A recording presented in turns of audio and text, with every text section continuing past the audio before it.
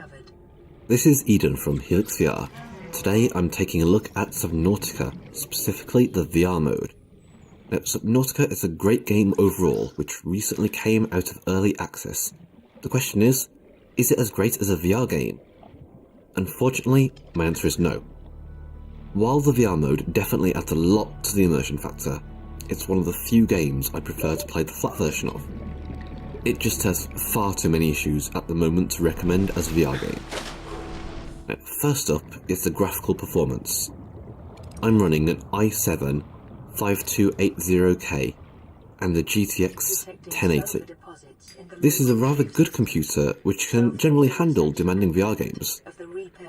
Even Fallout 4 VR, which is notorious for poor performance, runs decently on it, if not perfectly. I'll get about 30% reprojection on Fallout on the regular settings. Most games I'll get less than 5%. In the case of Subnautica, I get about 90% reprojection. That is until I turn everything down until the lowest possible setting. Then, and only then, I can manage to match Fallout 4 VR at 30% reprojection. But it doesn't look particularly good doing it, and I get graphics popping in quite noticeably. The user interface has some serious issues too. The biggest one I noticed is that the inventory screen is far too close up and small to see well. But being a survival game, inventory management is vital. There are quite a few other minor points too. As a few examples, pressing the menu button opens both the Steam overlay and the game menu. This just seems to show a lack of planning really.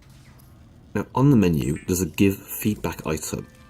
When you open up, the menu appears out of screen so it cannot be seen properly. This just makes it feel like they've not even tried to test all the features in the VR mode. Centering appears to happen automatically, and it's not always in a logical place. It had me playing facing a wall with no obvious method to adjust the position one time. I was basically holding my controller against the wall. Another one is that there's also a way to use head tracking to select on the title menu, but it just doesn't seem to work well.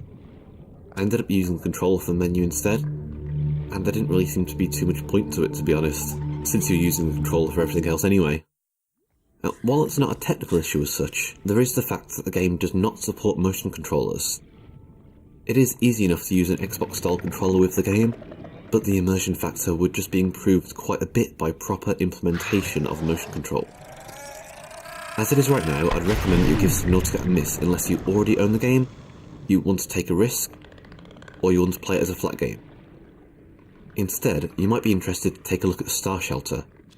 Now, Star Shelter isn't made specifically for VR. It's a survival game with crafting where you explore the environment and you upgrade your base. So it's pretty similar. It's not as nice graphically, but it runs a lot smoother. I just find Subnautica to be quite a disappointment really. As if all the issues were fixed, this could be a brilliant game to play in VR. This might even be one of the best games in VR, if it was done properly. Now, this was Eden from HelixxVR. As always, if you enjoyed this, please help us out by hitting those like and subscribe buttons.